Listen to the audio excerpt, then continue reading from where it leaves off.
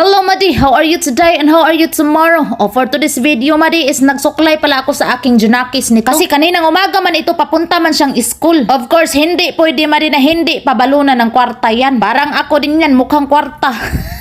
20 pesos talaga ang pinapabaon ko sa kanya Madi. Araw-araw yan. Minsan nagrereklamo. Sinasabi niya sa akin, Mama, bakit 20 lang yung baon ko? Tapos yung ibang bata, 100 daw, tapos 50. Meron pa nga daw Madi, 500 yung baon. Ay, giingnan ko siya Madi. Pasalamat ka, meron kang 20 pesos. Kami nga noon kahit piso, wala. Tinubag ba naman ako sa kagwang Madi? Nadaghan ko no kong kwarta.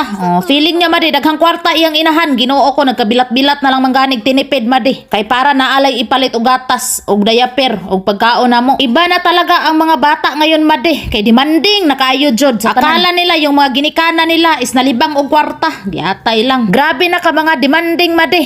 Perting pagka, tapulan na rabadjod. Base lang yun sa aking obserbasyon Madiha sa ibang bata o sa ibang anak ba. Pero proud man ako Madi kasi itong bata ako Madi, mabait man ito. O depende lang kasi yan sa pagpalaki. O pagpadako ba sa mga anak nyo. Itong anak ko kasi Madi, hindi ko man ito inanad sa kwarta. Uy, tapos kung may kayuon siya sa akin na mga pagkaon, mangayo talaga yan Madi. Hindi yan mangawat doon sa tindahan. Hindi ko siya in-spoiled Madi. Kasi ayaw ko siyang maging spoiled brat. No? Basta spoiled brat Madi, alam nyo na kung anong ibig sabihin yan. Kasi ang spoiled brat Madi, pag may gusto silang ipabili tapos hindi mo nabili, ay ang inahan o gamahan may makulatahan. Kaya ayaw kong dumating sa punto Madi na baka gusto niyang manghingi ng kwarta o niya wala akong maibigay, ay masumbaga na yung dagway ko sa Junakis ko.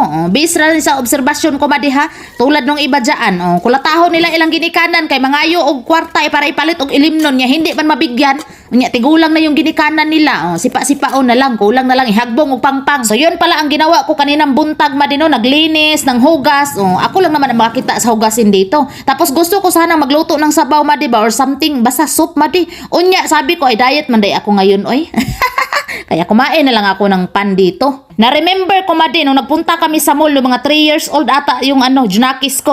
Nagmaoy Madi kasi gusto yung bilhin, yung gusto niyang bilhin. Tapos hindi pwede kasi mahal nga. Ay kinumot ko yung simod, oy. Natagam. Kasi hindi pwede Madi na lahat ng gusto nila ay makukuha nila, oy. Dapat tayong nanay ang nasusunod, hindi yung mga anak natin. Kaya sa may mga bata dyan, na grabe ka spoiled, nako, hilot-hilutan na samtang mahilot pa. Kasi pag hindi yan nahilot, ay nako, mas lalala yan pag lumaki na yan. Gusto ko sanang patulogin itong Junakis ko Madi kasi ang dami ko pang gagawin. Maglaba pa ako tapos magmap pa ako sa sahig. Diyos meo, perdones Madi. Nakatulog jud ko Madi, uy. Ay Ginoo ko, naguwat-uwat lang sana ako Madi, nagpatulog-tulog aron matulog pud siya.